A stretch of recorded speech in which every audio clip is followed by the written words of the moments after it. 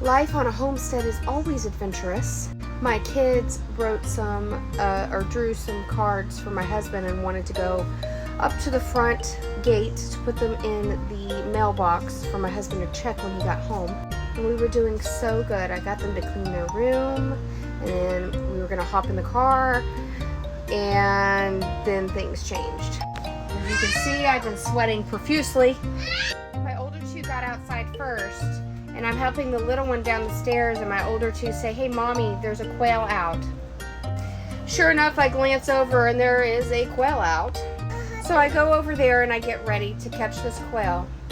And there's not one, not two, not three, but 4 quail have escaped.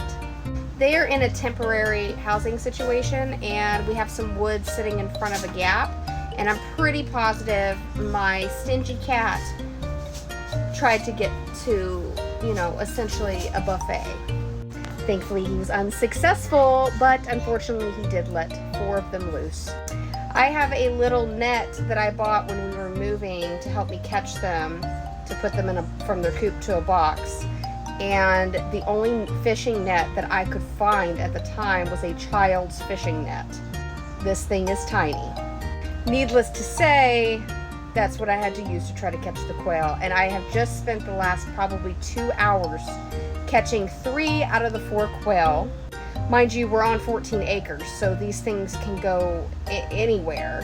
And it was definitely an experience. I think I have found that I actually kind of get a thrill out of hunting. And not to toot my own horn, but it was kind of a good feeling to catch them. Unfortunately, the last one is pretty much long gone. That one pretty much flew, God knows where. And, again, we're on 14 acres, and so there was just no way for me to get this thing. I had only caught 2 initially, and then we went about our day dealing with chickens and geese and stuff, and we're sitting there filling up the duck and goose pond pool, and my son says, "There's a quail." Sure enough, I look over and there's a quail just walking around, and so way far away from its coop. And so I get the net and do my thing, big and pregnant.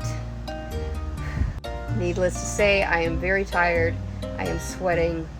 I am ready to eat a whole cow. So we're probably going to go get food tonight, even though I really don't want to go anywhere. But my whole night was thrown off. But that's honestly part of homesteading, or farming, or farmsteading, or whatever you want to call it. Things don't always go as planned. And I know a lot of people probably would think, why would you even bother chasing the quail? Well, here's the deal. I paid for them, number 1. Number 2, I get eggs from them. Number 3, one of them, at least one of them, was a male, which is something I need if I want to reproduce more quail.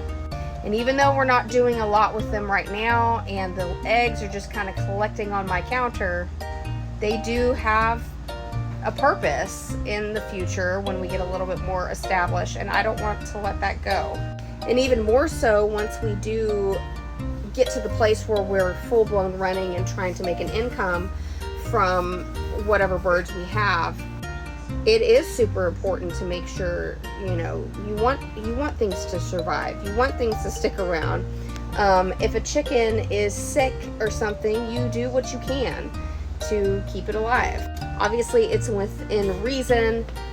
When it comes to, vet bills for a chicken, that's not really worth it. But vet bills for a cow, that would be worth it. This is not just a hobby. It's a lifestyle for us, and it's eventually going to be part of our income and help us get to where we want to be. Not to mention, I'm just a stubborn person, and the fact of the matter is, you're not escaping. I'm going to keep you, except for that one, of course. Oh, and yes, one of the quail that I did catch was the male, which is awesome. And then earlier in my video, when my youngest, if you were wondering what in the world was on her face, she was in the car because we were getting ready to go up to the gate while I was catching some of the quail, and she found lipstick that was melted and stuck her finger all in it and had a heyday, just as a 2-year-old should. And that is Pendley Adventures on Living Water Farmstead.